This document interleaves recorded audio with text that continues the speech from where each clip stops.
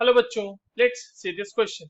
हमारे पास match the following का question है बच्चों। कॉलम वन में हमारे पास कुछ कंपाउंड्स दिए हुए हैं, बेसिकली हमारे पास ऑक्साइड्स दिए हुए हैं। और कॉलम टू में हमारे पास उन ऑक्साइड से रिलेटेड नेचर दिया हुआ है और हमें इन सब के कॉम्बिनेशन लगा के अपना आंसर निकालना है। और ये देखिए कॉम्बिनेशन जो है बच्चों, चार प्रोबेबल ऑप्शंस के तौर पे हमें दिए हुए हैं। चलिए इस क्वेश्चन को सॉल्व करते हैं और सबसे पहले तो ये देखते हैं कि इस क्वेश्चन को सॉल्व करने के लिए हमारे पास कौन से की कॉन्सेप्ट की जानकारी होनी चाहिए। तो देखो ये जो सवाल है हमारे पास बच्चों, ये बेसिकली नेचर ऑफ ऑक्साइड्स का सवाल है। ठीक है, नेचर ऑफ ऑक्साइड्स का सवाल है। अब देखिए बात को समझना।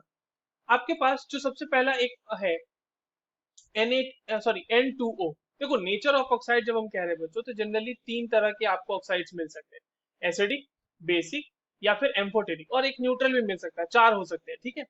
अब इसको समझेंगे कैसे कि कौन सा एसिडिक होगा कौन सा बेसिक होगा, ये देखते हैं कि करके। सबसे पहले हमारे पास जो ऑक्साइड दिया हुआ है वो दिया हुआ है बच्चों N2O। देखिए N2O जो होता है ये एक न्यूट्रल ऑक्साइड है। अब मैंने ऐसा क्यों बोला कि न्यूट्रल ऑक्साइड है? जब आप इसको वाटर में डिसॉल्व करते हैं बच्चों, तो ये स्लाइटली डिसॉल्व होती है।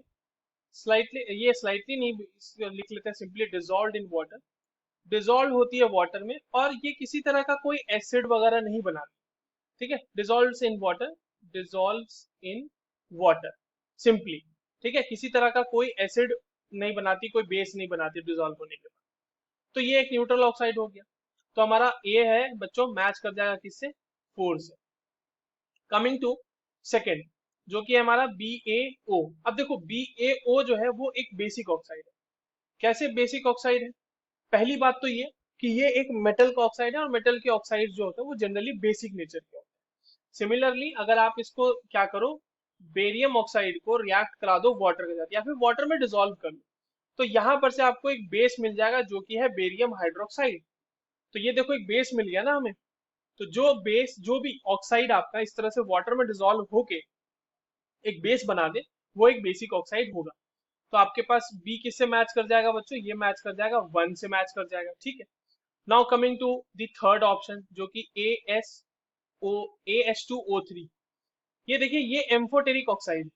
एम्फोटेरिक ऑक्साइड कहने का मतलब ये कि ये बेस के साथ भी रिएक्ट करेगा, ये एसिड के साथ भी रिएक्ट करेगा।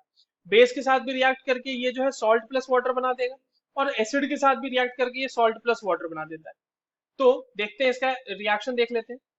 जैसे इसका मान लीजिए, पहले मैं बेस के साथ रिएक्शन करा देता हूँ। AH2O3 प्लस 6NaOH, ये बनाएगा यहाँ से 2Na3ASO3 प्लस 3H2O।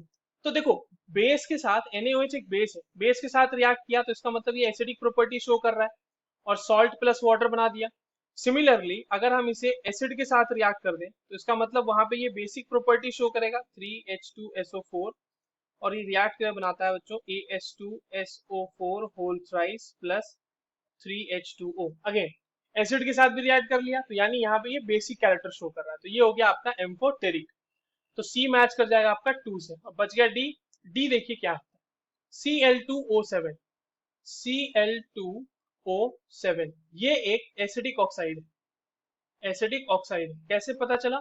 इसको जैसे ही वाटर में आप डिसॉल्व करते हैं बच्चों, Cl2O7 को वाटर में अगर हमने डिसॉल्व किया तो यहां से ये परक्लोरिक एसिड बनाता है 2HClO4, पर क्लोरिक एसिड।